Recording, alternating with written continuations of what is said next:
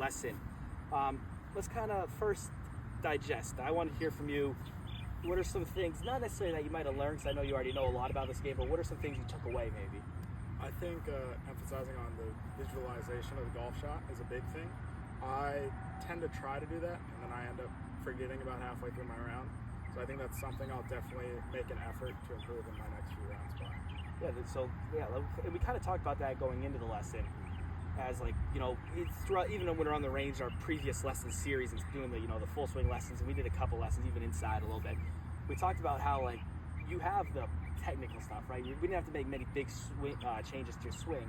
It's more when we're on this golf course, how can we execute the shot at hand, especially on a course where, Keith Hills, we played the White course today. They got 2 other courses. We play these courses all the time. So sometimes, and you talk to me about, and I want you to get into, is sometimes you get a little robotic out there, right? You said like, oh, it's 155. I'm just gonna smash 9-iron because that's what I normally do on the second hole, which is a par 3. So we kind of talk to me about how we kind of went through the round, and instead of doing that, tell me about the strategy you did it differently. Yeah, so I find I play my best golf when I worry about the distance and not necessarily what club I'm going to think. Instead of hitting my driver on a course I know that I'm playing well, I'm like, oh, that's an 8-iron. I get up to the ball. I have 3 clubs to choose from to hit 140 yards. That's when I end up playing my best because I try to make better contact instead of just trying to get the ball to the hole. Yeah. Rather than focusing on just the end result, you talk about more just a process-oriented way, right? Okay. It's 160, right? Yes. Can I hit an 8-iron or 9-iron, whatever that club might be? Can I hit it 160? Sure. But maybe, like you said, maybe I take the 7-iron. Because, again, this course, we're very exposed. We're in a spot here that's a little sheltered. There's a lot of wind typically on this golf course. So you you hit 2 shots out there today, especially on 4. You hit that 6-iron from I think it was 170-ish, normally a 190 club. And you kind of just feathered it in there, nice little low cut. So kind of talk to me about that shot, not that shot specifically, but in general, how you can take maybe more club in the future and swing easier, and how that can help your game go forward. Yeah, I think that's a good thing I do on the course. It helps me eliminate my miss.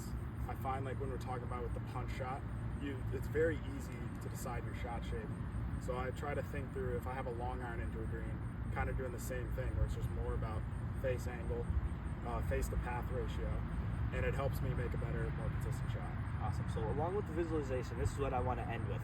I think that, just through this 9 holes that we just played in this hour and a half, hour 45, I thought that your best swings came from when you weren't trying to force it necessarily, and you were kind of just flowing, letting the club do the work, and you kind of just visualized the shot, and again, you just picked your club and let it go. It wasn't as much thinking.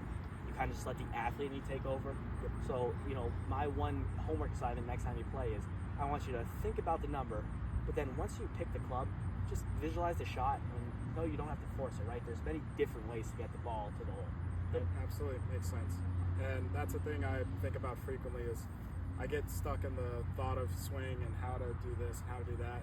And I think I need to rely more on my hand-eye coordination, just kind of feel it out there. Right, you're a good athlete, trust that sometimes, and you're a good player too, so sometimes you just rely on that, right?